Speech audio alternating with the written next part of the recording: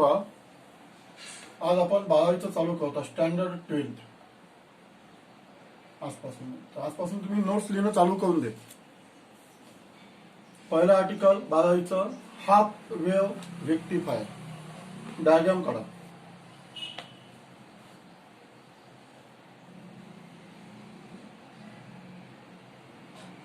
तर डेफिनेशन लिहून घ्या.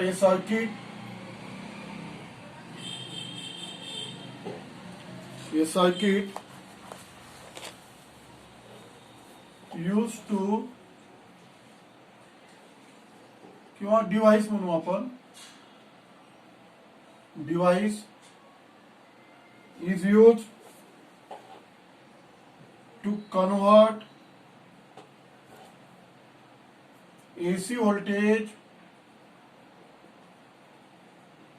into DC voltage. म्हणजे AC व्होल्टेजचं कन्व्हर्शन DC मध्ये करतात.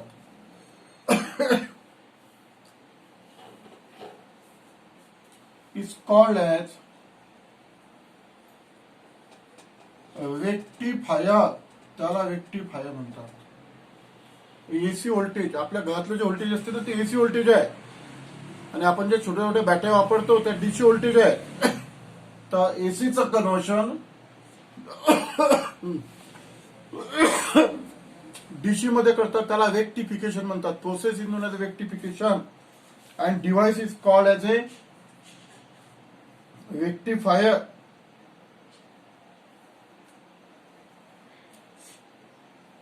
त्याला रेक्टिफायर म्हणतात.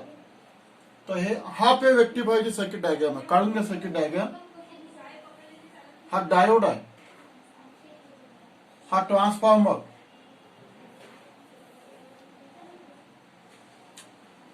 स्टँडर्ड 12 आजपासून 12वीचं चालू झालेलं आहे तुमचं. डायग्राम काढून घे.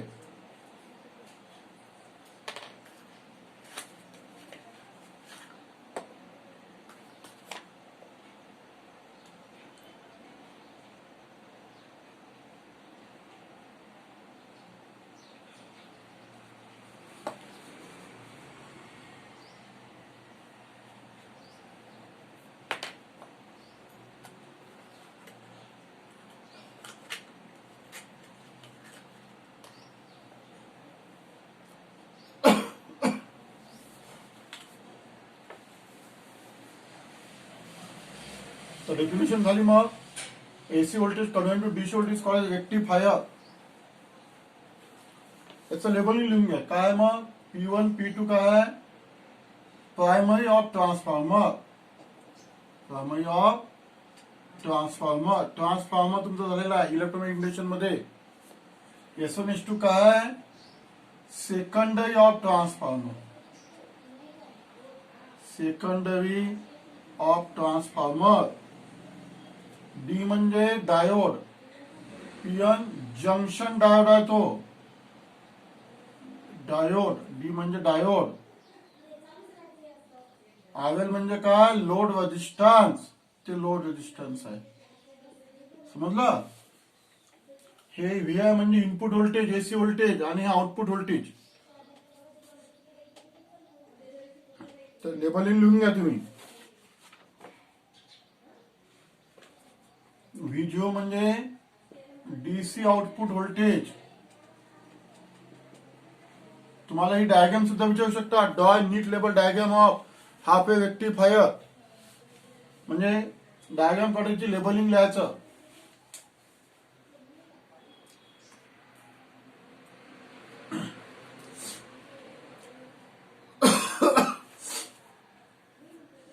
P1 P2 transformer. Primary of transformer हे एसी इनपुट व्होल्टेज आहे, म्हणजे 230 voltage AC input voltage. S1 S2 secondary of transformer. हा junction diode. Junction diode it consist of 2 types, P type and N type. पी आणि N पासून junction diode तयार झालेला असतो. पण मागच्या बिल्डला पाहिलेला. हा लोड रेजिस्टन्स ज्याच्या क्रॉस आपल्याला लावायचा आहे. समजलं ना? आउटपुट व्होल्टेज घ्यायचा आहे ते load resistance, output voltage.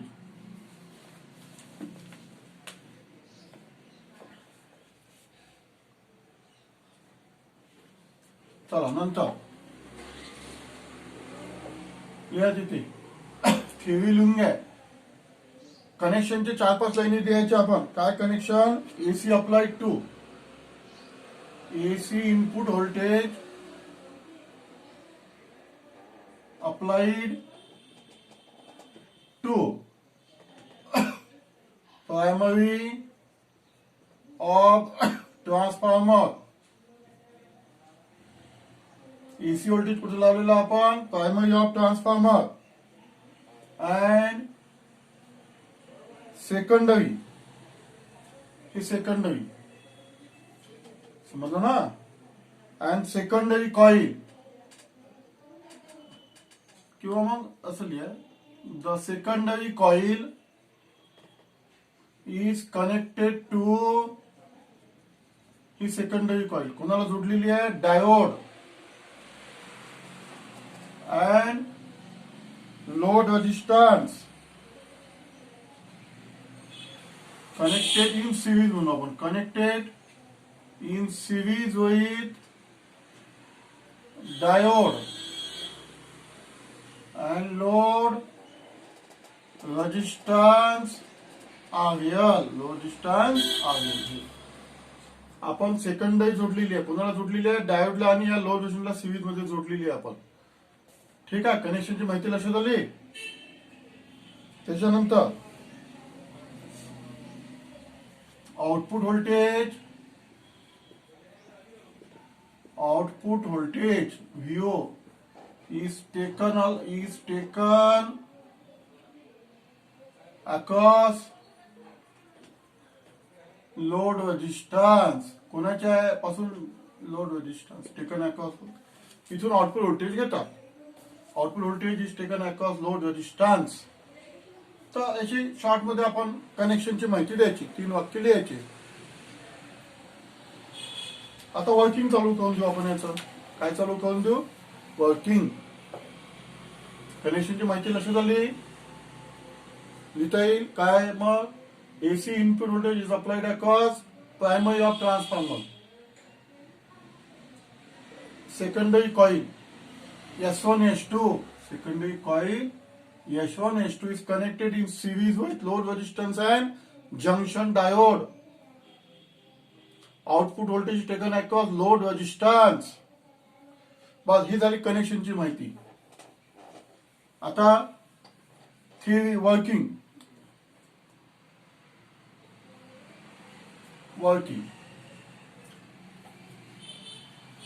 During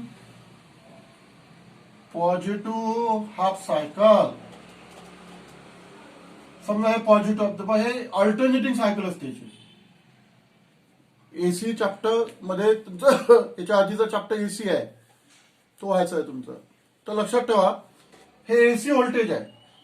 त्याला 2 सायकल असतात, पॉझिटिव्ह आणि निगेटिव्ह. ये पॉझिटिव्ह सायकल, ये निगेटिव्ह सायकल. तो ये पॉझिटिव्ह सायकल. तो पॉझिटिव्ह सायकल को क्या होगा? P1 is positive, P2 is negative. Doing positive half cycle, P1 is positive with respect to P2. Therefore, S1 is positive. क्यों डायरेक्ट लिखेंगे अपन? Doing positive half cycle, S1 is positive with respect to S2. S1 is positive with respect to S2. ये positive बन जाएगा, ये negative बन जाएगा. समझ में आया ना? अब समझो ये पॉजिटिव बन गए. अब डायोड देखो, डायोड पहा आता. डायोड तुम्हाला मी मागच्या वेळेला शिकलेला, फॉरवर्ड बाईस, रिव्हर्स बाईस. फॉरवर्ड इथं व्होल्टेज आलेला आहे, इथं हे इनपुट व्होल्टेज आलेला आहे, इथं व्ही आहे. समजलं की नाही? हे पॉझिटिव्ह आलेलं आहे, सेम व्होल्टेज डेव्हलप झालेला आहे तिथे. कारण आपण पाहिलेलं transformer convert AC to AC, but rectify convert AC to DC. AC voltage आलेला आहे इथे, positive connected to P and negative connected to N. आलं ना बरोबर? Then positive connected to P type and negative connected to N type. Negative आला ना N टाईपला. Therefore कशामध्ये आला डायोड सांगा बरं. Diode. Therefore diode is in forward bias. Forward बाईस मध्ये डायोड आला. अपन पाहिलेला आहे मागच्या पिरियडला. डायोड का अगर बैटरी लगाना है, positive connected to P type, negative connected to N type, then it is forward bias. ये फॉरवर्ड बाइस के अंदर डायोड आ गया. Doing positive of cycle, S1 is positive with respect to S2, then positive connected to P type, negative connected to N type, therefore diode is in forward bias. Forward bias म्हणजे conduct झाला तो त्यामुळे current pass होईल. Therefore diode is conduct. Diode conduct झाला. Diode काय झाला? Conduct म्हणजे current pass होईल त्यामधून. चालू झाला तो डायोड, ऑन आहे. एवढं लिहिलं तुम्ही. म्हणजे यामधून का पास होईल? मग करंट पास होईल. डायोड मधून करंट पास होतो. P to N हा करंट असाच पास होईल. Therefore the current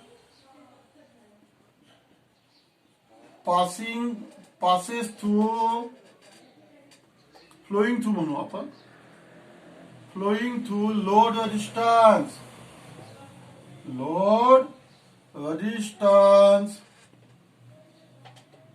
and we get output and we get output voltage. आपल्याला आउटपुट व्होल्टेज मिळते मग, कारण डायोड हा फॉरवर्ड बायस झालेला. We get output voltage V0 is equal to current into resistance. आपल्याला आउटपुट व्होल्टेज मिळते. समजलं ना? आपल्याला काय मिळते? Output voltage. हे झाले पॉझिटिव्ह हाफ सायकलची ऍक्शन. काय पॉझिटिव्ह हाफ सायकलची ऍक्शन?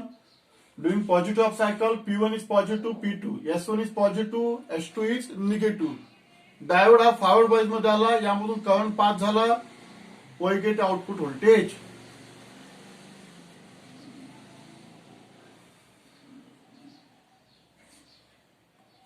त्याच्यानंतर आता निगेटिव्ह हाफ सायकल, कारण इथे दोन सायकल असतात. आता निगेटिव्ह, आता खालची ही सायकल पाहता. During negative half cycle. Negative half सायकलला काय होते? S2 is positive, S1 is negative. S2 is positive with respect to S1, then diode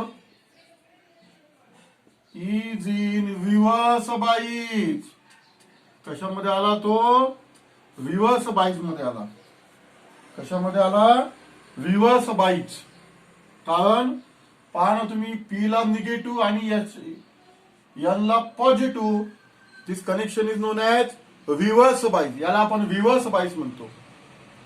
आणि रिव्हर्स बाईज मध्ये असेल तर करंट पास होणार नाही.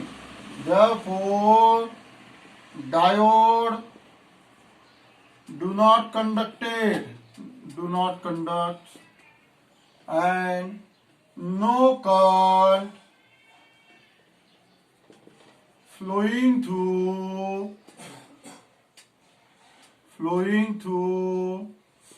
load resistance. यामधून करंट पास होणार नाही. म्हणजे therefore output voltage is 0. Output voltage 0 मिळते आपल्याला. म्हणजे रिव्हर्स बाईसला म्हणजे फक्त डायोड कधी कंडक्ट झाला, मग चालू कधी झाला? पॉझिटिव्ह हाफ सायकलला. निगेटिव्ह हाफ सायकलला डायोड हा बंद पडून जातो, कारण त्यामधून करंट पास होत नाही. रिव्हर्स बाईस इन जातो. Doing negative half cycle, S2 is positive with respect to S1.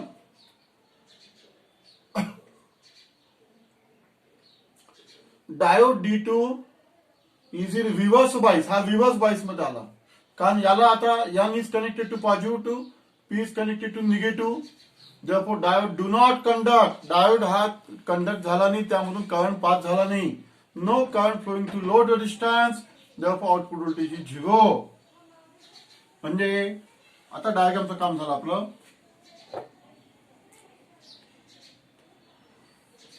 तुमच्या लक्षात आलं असेल की डायग्राम करा. आता हे इनपुट टाइम, हा टाइम, हे इनपुट व्होल्टेज, हे आउटपुट व्होल्टेज. तर पहा आता ही इनपुट व्होल्टेज एसी सायकल असेल.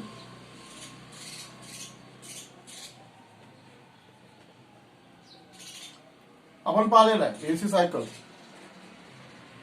पॉझिटिव्ह हाफ सायकलला डायोड कंडक्ट झाला होता, निगेटिव्हला डायोड बंद पडला होता, म्हणजे आउटपुट व्होल्टेज 0 होतं आपला, म्हणून अशी लाईन येईल फक्त. इथे पॉझिटिव्हला पुन्हा चालू झाला, निगेटिव्हला पुन्हा बंद पडला होता, म्हणजे अर्धी सायकलच त्यामधून पास झालेली आहे फक्त.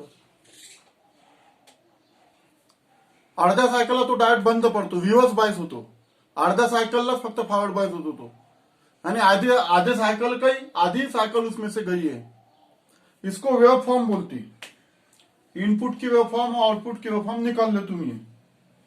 ये जो है इसके ऊपर वोल्टेज है,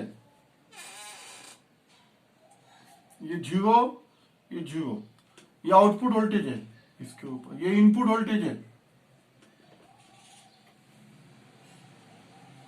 आउटपुट वेव फॉर्म निकाल लो. ये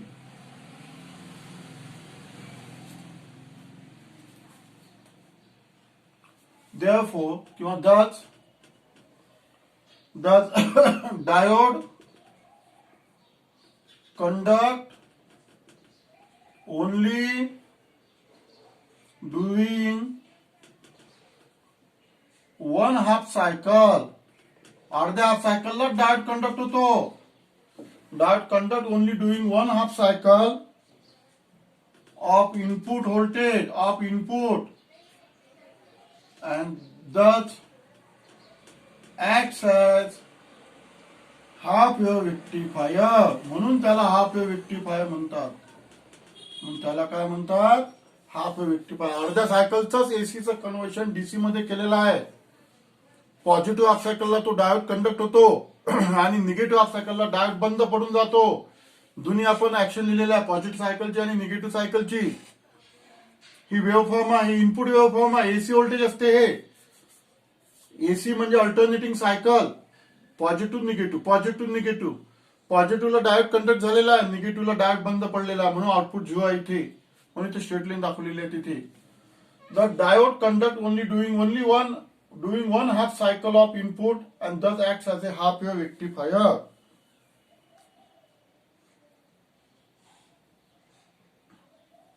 याला पल्सेटिंग आउटपुट व्होल्टेज म्हणतात.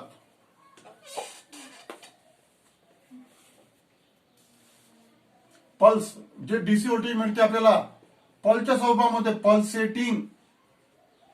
ऍक्च्युअली डीसी व्होल्टेज असं मिळालं पाहिजे होतं स्ट्रेट लाईन मध्ये डायोड व्होल्टेज, पण पल्सच्या फॉर्म मध्ये मिळालेलं आपल्याला. पल्सेटिंग डीसी आउटपुट व्होल्टेज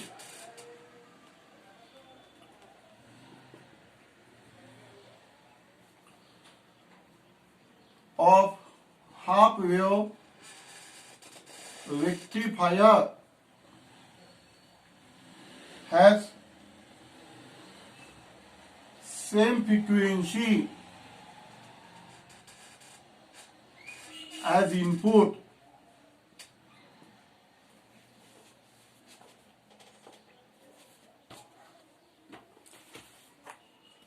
तो half wave rectifier completed. Board में 3 मार्क का क्वेश्चन आ सकता. 3 मार्क में एक मार्क की सर्किट डायग्राम, आधा मार्क की वेव फॉर्म और वर्किंग, 1 मार्कचं वर्किंग. तर एवढं हे कम्प्लीट झालेलं. Half wave rectifier only half cycle is rectified. अर्ध्या सायकलचंच कन्व्हर्शन फक्त एसी टू डीसी मध्ये होते, कारण अर्ध्या सायकलला डायोड बंद पडून जातो. अर्ध्या सायकलला पॉझिटिव्ह हाफ सायकलला तो फॉरवर्ड बायस असतो आणि अर्ध्या सायकलला तो रिव्हर्स बायस असतो, म्हणून बंद पडून जातो. निगेटिव्ह हाफ सायकलला तो बंद पडून जातो इथे. समजलं? याला पल्सेटिंग डीसी व्होल्टेज म्हणतात. DC output voltage. तर pulsating DC output voltage of half wave rectifier has same frequency as input. Diode conduct only doing only one half cycle of input and that acts as a half wave rectifier.